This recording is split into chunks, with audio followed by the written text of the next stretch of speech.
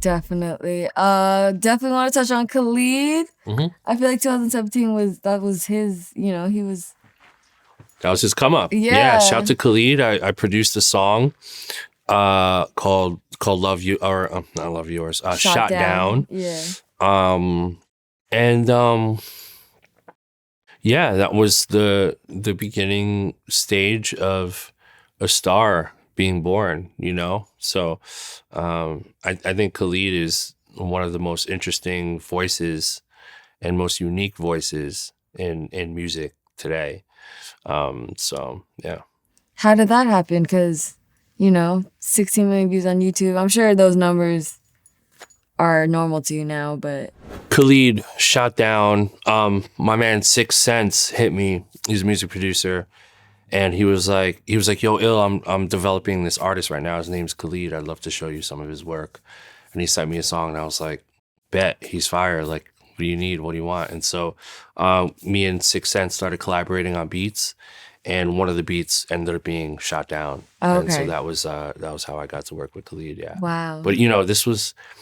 Again, no one knew, people didn't know he would be a star one day, and he just catapulted to greatness, For sure. Shout out to Khalid, shout out to Syk Sense, yeah. Definitely. And that same year, you ended up working with Bryson Tiller. I did, yep. Worked with Bryson. We were kind of on a little R&B run that year. Right. So Bryson Tiller, yep, ended up doing 2 songs on there. And yeah, that was a special time, special album. Bryson's again like one of our young greats. Yeah. I think he's done a lot in music, and I'm looking forward to what else he's got. So definitely, yeah. It's just great to me because I know Boy Wonder brought you in on that one. Mm-hmm. I just feel like shout out to Boy Wonder. That's a legend for sure. Go. Yeah, how close and intimate is the producer community? Because I feel like a lot of times people will say, so-and-so brought me in and this ended up being the hit record. Obviously, I know with the Drake stuff too, he brought you in as well. Like, how was that? How is that to be able to be that collaborative spirit, not be competition and just work together? Yeah, everything is collaborative, right? I think music, when you think about the way music was made in, the 1970s, or you think James Brown, there's stories of him, with his band would be set up in a studio like this, and it would be, a guitar player over here, a bass player over here, keyboard player over here, drummer over here, and they would literally just freestyle. They're playing music, and then James Brown would walk in, 5 minutes later, jump on the mic and just start doing his thing, and then the engineer would be recording the whole time, and that's how songs were born. And so when hip hop started, it was and technology, it was beat machines, MPCs, SP1200s, where you had these beat machines, and the process of making hip hop beats was taking those old James Brown records, looping them, and chopping them, and then adding your own drums. And that's how hip hop beats were essentially born. And so fast forward to now, for a long time, when you looked at production credits, it was produced by one person, right? Produced by Timbaland, produced by whatever. And so nowadays it's so collaborative because the way that we make music is a lot different, right? We're using laptops and we're still programming drums from scratch, but we're no longer, going to those old records as often as we used to, because we're composing our own music now, right? And the art of composing music is a real thing. It's a real thing. And so also the benefits of collaborating with producers is you don't have to get samples cleared, right? You don't have to experience like interpolation or sample clearance issues. And more of the publishing gets earned by the actual music creators. And so it's a really beautiful thing, man. The collaborative thing is essential. I think it allows for us to become like a more tight-knit community. And it's a special way to make music. And I always am super grateful for all the relationships I have, all the collaborations I've been able to do with everyone, and we all mess around and send each other stuff and collaborate all the time. And for records to actually see the light of day and come out is always a super, super special thing. Right. Yeah. It's just the beat to Benz Truck was originally intended for Drake. Yeah. Yeah. Can you touch on that and how it landed, like how it felt to have 2 songs on Bryson's album? Yeah, it just God, man, universe, like collaboration, like it's just me. From my perspective, it's really just like working super hard on many different things and just trying to create the best music I could. And anytime something lands, it's, you know, when you land a record, that's the universe. That's the universe making that happen. Or, you know, you can call it God too. And, you know, you can't really, it's a hard question to answer, because when you try to dissect how each of these things happen, you can trace it back to just something so crazy. Right. So it's really just, it's really a crazy thing, man. Yeah. How many plaques do you have now? I have close to 40. Oh my gosh. Where do you put them? They're in my basement. They don't fit in my studio. Yeah. So what I did was I bought this digital frame where you could upload pictures, and so I just hung that up in my studio, and I have photos of my plaques just like rotating through. Like I can take the remote and I can switch up the plaque image on my TV. It's pretty cool. Yeah. So I'm like, you know what? I'm gonna just like put all the plaques in the basement and then just use the TV screen to rotate through them. Yeah. I think someone told me once you have to pay for the plaque. You do. Yeah. You do. Sometimes, in rare cases, they'll gift it to you. Like the label will gift it to you. Yeah. But pretty much for the most part, yeah, you have to buy the plaques. Yeah. Is there one that is the most meaningful? I'm not going to say Love Yours, because that you guys already know that's meaningful in its own way. Yeah. But meaningful plaque.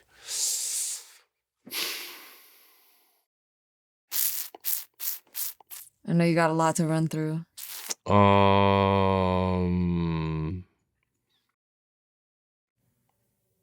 Meaningful plaque. I'm gonna say Drake. If you're reading this, it's too late, because that was the first plaque that I got. That was the first plaque that I physically purchased. Oh, okay. Yeah. So that was the first one that I hung up on the wall and said, "Wow, I have a physical plaque that I get to hang up on the wall." That's incredible. Yeah, so Drake, if you're reading this, it's too late. How was that moment? Because I think you had 2 songs on the project? I had one song on there. Okay. A song called You and the Six. That was produced by me, 40, and Boy Wonder. It's just me working on hella music with Wonder. Like, and then him, of course, being, you know, one of the GOATs, OVO GOATs. He brought that track in and Drake did it, and it ended up being crazy. I remember Wonder told me before it came out, he was like, "Yes, the song's crazy. It's like one of his like illest songs where he's like really saying something meaningful on it." So it was cool, man. It was interesting because it was like, you know, you had Love Yours on J. Cole's album that came out that December 2014, and then the top of 2015, if you're reading this, it's too late. And both of those songs are like, you know, because Drake is talking about his parents. Yeah. He's talking about his relationship with his parents. And he hasn't really opened up in that kind of way before. So again, it was like another one of those like, oh, like this is like a, you know, like a special kind of like impact record. Yeah. And so again, it was, you know, an honor to be part of that. Wow. Yeah. Were you able to cross paths with him? Yeah. I met him at some kind of party. It was a party. It wasn't even in the studio. Okay. I don't remember what the party was, but there was some cool people there. Yeah. Is it like, because, you know, obviously in the music industry, people email a lot and you meet them in real life and you're like, oh shit, you know, the virtual communication becomes real. Like how, you know, was he like, oh shit, Illmind, you produced? Nah, I wasn't even like that. Okay. I just spoke to him briefly. Like it was just like not even it was in a club. Like it was literally like in like a party. So it was like Jake, you know what I mean?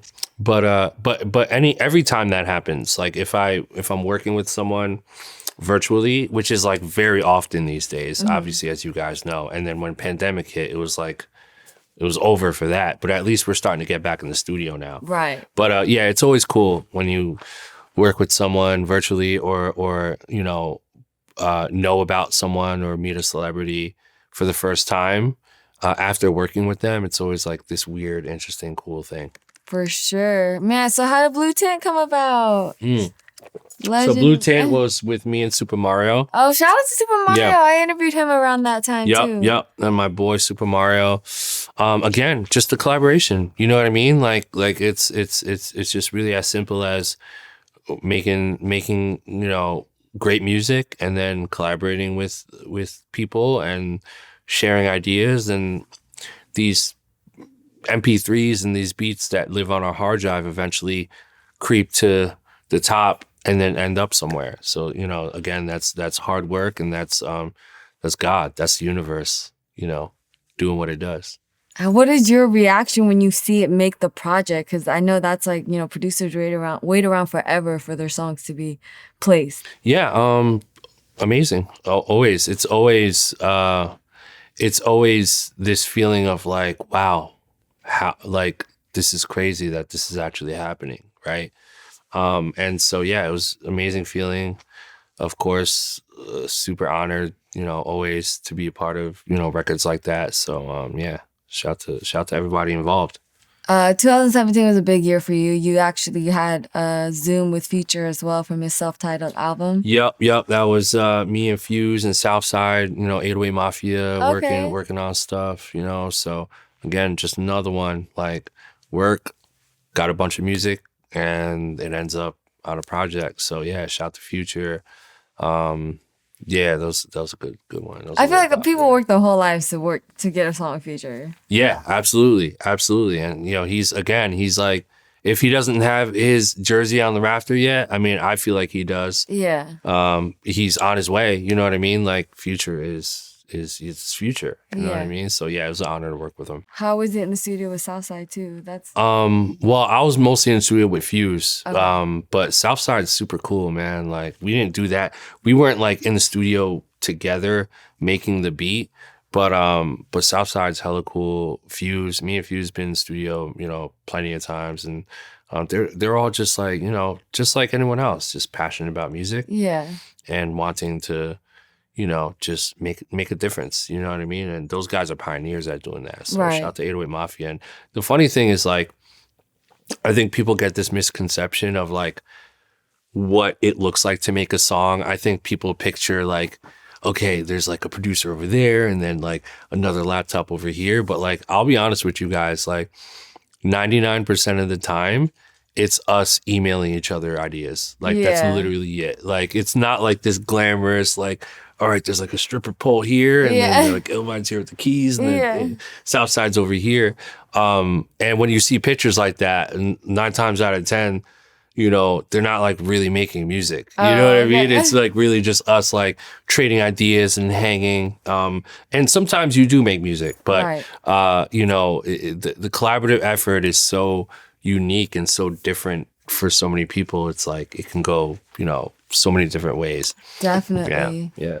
That same year, 2017, Saint and Honcho Jack on Honcho Jack. Yep. Travis Scott and Quavo. Yep. I think that was with Mike Dean. Yeah, that was with Murda Beatz and Mike. Yeah, Murda Beatz and Mike. Again, just working on ideas, and Murda's a young goat right now. You know what I mean? Like, I'm definitely super proud of Murda. Me and Murda started locking in 2015. Hey, we just worked on a bunch of music and landed one over there on the Honcho Jack album. Didn't you land 2? Yeah, we did 2 songs on there. That's big. Saint. I did Saint, and what was the name of the other song? Honcho Jack. And the title track. That's right. Right. Yeah, that's right. Because that was a big moment. 2 of the biggest artists coming together, and you have 2 songs. Yeah. No, trust me. Yeah, very, very iconic. Definitely an honor to be part of it. And I feel like those songs still go. Like, those songs still go hard today. Like, what 4 years later, 5 years later, those songs still go hard. Definitely. In my opinion. Yeah. When did you link with Stormzy for Wiley Flow? So Stormzy, I linked up through working with my man A Dot, who's a producer out in the UK. I believe he's in the UK. And yeah, that was just a collaboration. That one ended up being from I think A Dot had used one of my melody loops on one of my packs, and then that song ended up getting to Stormzy, and then Stormzy used it, and then that's how that song was born. So yeah, that was just like a phone call, like, yo, Stormzy's using this is your thing, whatever, and boom, made the connection. Wow. Yeah. I think I saw you say like in an interview, like to network horizontally, not vertically. How important is that?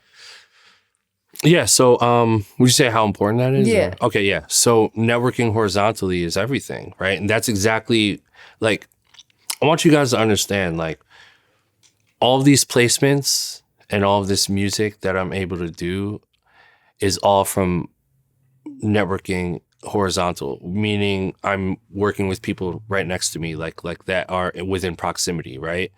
And I think when you work with your peers and when you build with genuine people and make genuine connections, all you need really is time, right? Over time, these things will grow, right? When I worked with Sky Zoo in 2010, I had no idea that I would get a Kanye placement 2 years later.